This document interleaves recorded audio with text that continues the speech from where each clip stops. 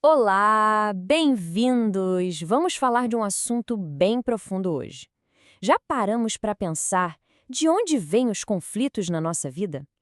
Muitas vezes, aquela guerra que a gente sente, sabe, dentro e fora da gente, ela não nasce de grandes acontecimentos, não. Vem de uma única crença. Uma crença secreta que a gente escolhe alimentar. Nessa análise, a gente vai mergulhar fundo para descobrir que crença é essa e como ela age quietinha contra a nossa paz. Para começar, vamos olhar para essa ideia aqui, que é a base de tudo. A premissa é bem direta. O amor, por natureza, se entrega por completo. No instante em que a gente guarda alguma coisa para si, se apega a uma crença que vai contra ele, pronto, a gente convida um substituto para entrar. E segundo essa linha de pensamento, esse substituto é a guerra, é o conflito. Uma única exceção que a gente abre para a regra do amor já é o suficiente para escancarar a porta para o seu oposto. Para entender isso melhor, nosso roteiro vai ser o seguinte. Primeiro, vamos descobrir quem é esse tal inimigo secreto da paz. Depois, vamos dar um nome para ele, especialismo. Aí, a gente analisa o custo de se sentir especial, explora a alternativa, que é um propósito em comum, e, no fim, coloca lado a lado o amor e o triunfo. Vamos lá, primeira parte. A grande ideia aqui é que a nossa paz vive sendo perturbada por crenças que muitas vezes a gente nem percebe que tem, mas no fundo elas foram uma escolha nossa. O que é muito interessante aqui é a palavra decisões. O texto defende que esses conflitos não acontecem por acaso, não mesmo. Eles são o resultado de uma escolha, uma decisão de entrar em guerra. Mesmo que essa decisão aconteça em segredo, lá no fundo da mente, ditando nossas ações sem que a gente se dê conta. E aqui estão as características desses guerreiros ocultos. Eles são escolhidos, não são impostos. Eles agem nas sombras da nossa consciência e estão sempre ali, prontos para desafiar a paz. E o mais impactante é que, olha só, embora a crença em si possa ser só uma ilusão, os resultados dela, o conflito, a dor, esses são muito, muito reais. Bom, então que crença é essa, afinal? O texto dá um nome bem específico para essa fé secreta que alimenta tanto conflito. Vamos conhecer? Tá aqui. Especialismo.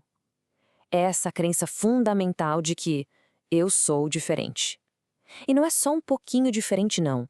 É uma diferença fundamental, como se a pessoa existisse numa categoria à parte, separada de todo o resto. É uma fé que fica aí escondida, mas que é defendida com unhas e dentes, porque é ela que sustenta a nossa identidade de ser separado. O texto chega a chamar o especialismo de grande ditador. E faz sentido, né? Uma vez que essa crença é aceita, ela começa a mandar em todas as outras decisões. Ela distorce completamente a percepção da realidade, fazendo com que o mundo seja visto por uma lente de separação e de julgamento constante. Acreditar que se é especial tem um preço bem alto. E agora a gente vai ver quais são as consequências diretas e, segundo essa filosofia, inevitáveis dessa mentalidade. Este slide aqui ilustra a lógica do especialismo de um jeito brilhante. Para que o eu se sinta especial, ele precisa se colocar acima de alguém. Para se sentir impecável, sem defeitos, ele precisa condenar o outro. Ele se torna o juiz e o outro, claro, vira o inimigo. É uma hierarquia que só existe na base da comparação. Então, o ponto central é este. Nesse sistema de pensamento, os relacionamentos viram um jogo de soma zero. O objetivo é o triunfo, e para que o eu especial possa vencer, alguém tem que perder. A vitória de um é construída em cima da derrota e da vergonha do outro. E esse processo todo se desenrola em 4 passos bem lógicos.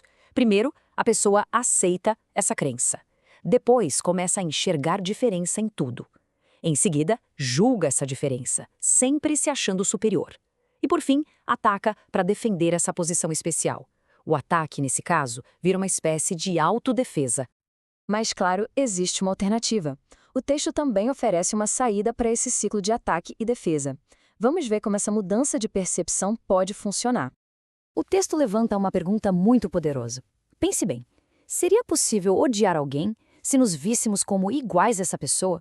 O ódio, percebe? Ele depende da gente enxergar o outro como diferente. Se a gente reconhecesse uma semelhança fundamental, uma identidade que é compartilhada, como o ódio conseguiria sobreviver? E aqui está a resposta que o texto propõe. A alternativa é uma visão de mundo baseada na semelhança, A ideia, nos termos dessa filosofia, é que todos nós viemos da mesma fonte criadora, então somos fundamentalmente iguais. Essa percepção transforma o que era inimigo em amigo, porque não existe mais base para o julgamento que vem da separação. Com essa nova percepção, nasce um novo propósito. Não é mais sobre um triunfo individual, mas sim um propósito compartilhado. É o propósito de lembrar dessa origem em comum, de reconhecer a igualdade, de estender o amor e de entender que o sucesso e a felicidade do outro são, na verdade, o sucesso de todo mundo. Então, a gente chega na conclusão que é apresentada como uma escolha bem clara e consciente entre dois sistemas de pensamento que são totalmente opostos, e cada um deles leva a um mundo completamente diferente. Este slide resume tudo perfeitamente. De um lado, o caminho do amor.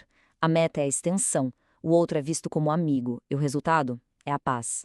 Do outro lado, o caminho do especialismo. A meta é o triunfo, o outro é visto como inimigo, e o resultado, o resultado inevitável é a guerra. E essa é a afirmação final. Enquanto a crença na diferença fundamental for mantida, enquanto o especialismo for o nosso dia secreto, a paz de verdade vai continuar fora de alcance. A própria ideia de ser diferente é o que o texto aponta como a raiz de todo o conflito. E assim, a gente termina com essa pergunta para reflexão. Em cada momento, em cada interação, uma escolha está sendo feita. O que está sendo defendido ali? A ideia de que somos especiais e separados ou a conexão que temos com o outro? A resposta para essa pergunta, no fim das contas, é o que define o mundo que cada um de nós experimenta.